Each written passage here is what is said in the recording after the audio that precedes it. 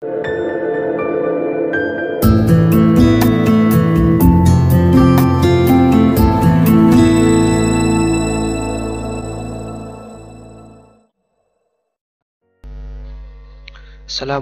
warahmatullahi wabarakatuh. Selamat pagi anak-anak.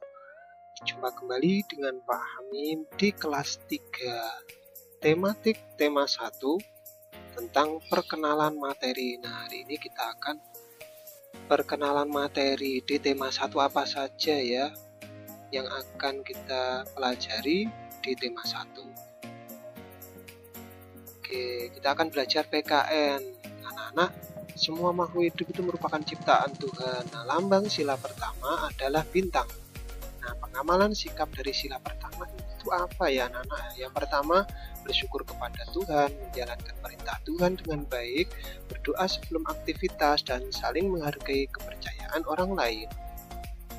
Nah, selanjutnya anak-anak pengamalan dari sikap sila kedua. Nah, misalnya membantu teman, tolong-menolong, menghargai perbedaan. Juga manfaat hidup rukun, hidup akan menjadi tenang, hidup tentram, suasana damai. Dan juga manfaat kerjasama. Apa saja, misalnya pekerjaan cepat selesai, pekerjaan menjadi ringan. Nah, selanjutnya anak-anak kita akan belajar bahasa Indonesia tentang informasi adalah pesan atau kumpulan pesan atau pemberitahuan yang memiliki makna yang ingin disampaikan kepada orang lain dalam bentuk lisan ataupun tidak lisan. Juga tentang wawancara, yaitu tanya jawab yang dilakukan untuk memperoleh informasi. Ada juga poster, kita akan belajar poster anak-anak. Apa itu poster? Ya, media publikasi yang terdiri atas tulisan ataupun gambar yang dikombinasikan antar keduanya dengan tujuan memberikan informasi kepada khalayak ramai. Contohnya mencegah demam berdarah. Nah, selanjutnya anak-anak, yaitu kita akan belajar IPA. Nah, di IPA atau di sini nanti IPA itu masuk ke dalam bahasa Indonesia ya. Misalnya ciri-ciri makhluk hidup. Apa saja anak-anak? Ya, ciri-ciri makhluk hidup itu dapat bergerak, dapat bernafas, mengalami tumbuh dan berkembang, memerlukan makan, dan peka terhadap rangsang. Nah, selanjutnya manusia itu juga bernafas dengan menghirup oksigen atau mengeluarkan karbon dioksida. Nah, ini adalah contoh anak-anak berikut alat pernafasan makhluk hidup. Yang pertama, ya kita sebagai manusia bernafas dengan menggunakan paru-paru. Ada juga cacing menggunakan kulit, sapi, kambing, kucing bernafas dengan menggunakan paru-paru. Jadi sama dengan manusia. Ikan bernafas menggunakan insang, katak muda menggunakan insang, lalu jadi katak dewasa menggunakan paru-paru. Ada serangga bernafas dengan menggunakan trakea, burung bernafas dengan menggunakan kantung udara. Ada juga tumbuhan anak-anak. Tumbuhan juga bernafas menggunakan stomata atau lentisel ataupun akar.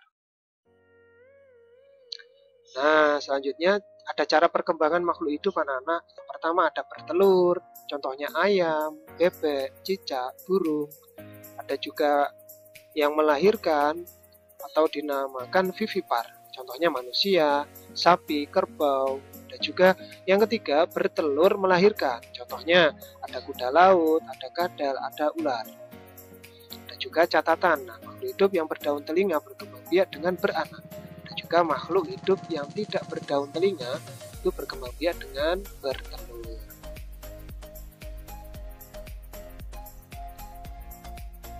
Selanjutnya anak-anak, hewan memiliki daur hidup yang beragam. Ada yang lahir dengan bentuk mirip induknya seperti kucing, anjing, dan burung. Ada juga hewan yang terlahir dengan bentuk yang berbeda dari induknya dan mengalami perubahan bentuk.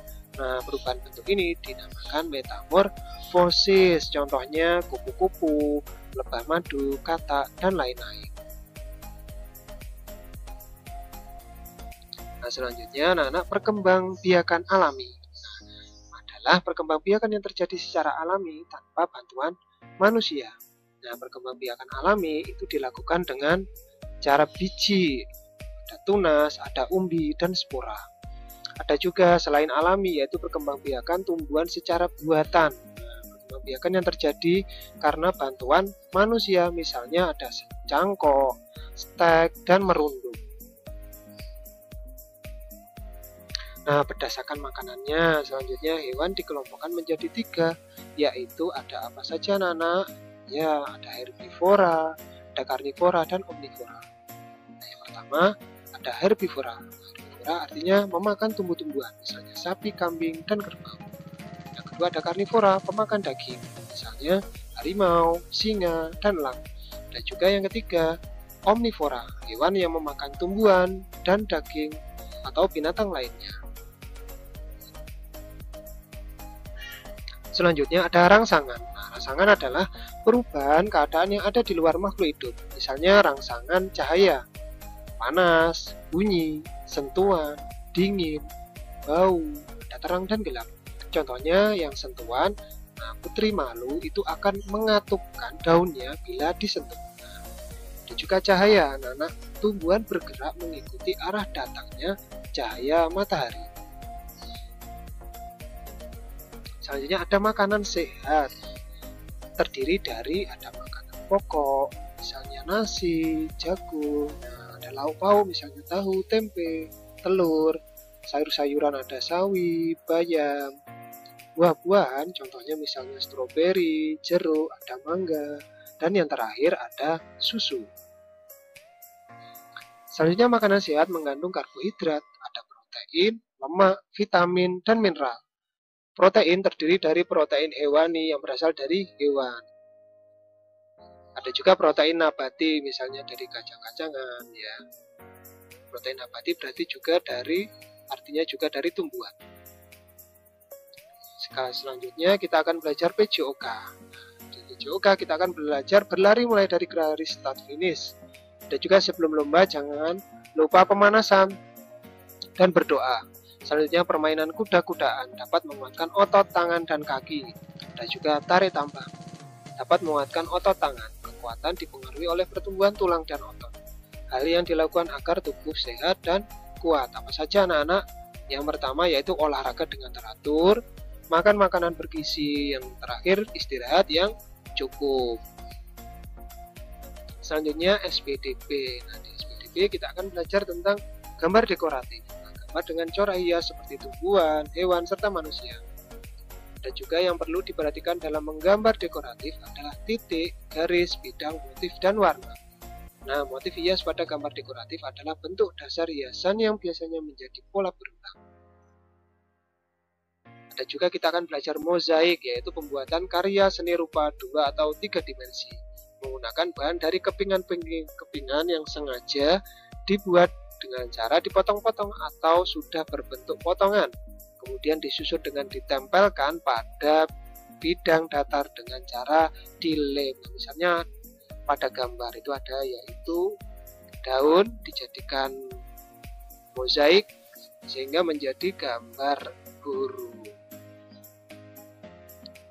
Di SPDP selanjutnya kita juga akan belajar tentang bunga nasional, yaitu bunga yang dapat mewakili karakteristik sebuah negara. Misalnya bunga tulip dikenal dengan bunga khas Belanda, dan juga bunga mawar dikenal sebagai bunga khas Inggris.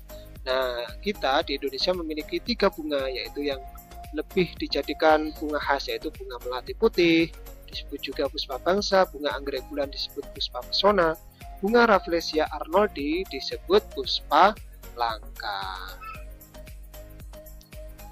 Oke anak-anak, demikianlah perkenalan materi tema 1.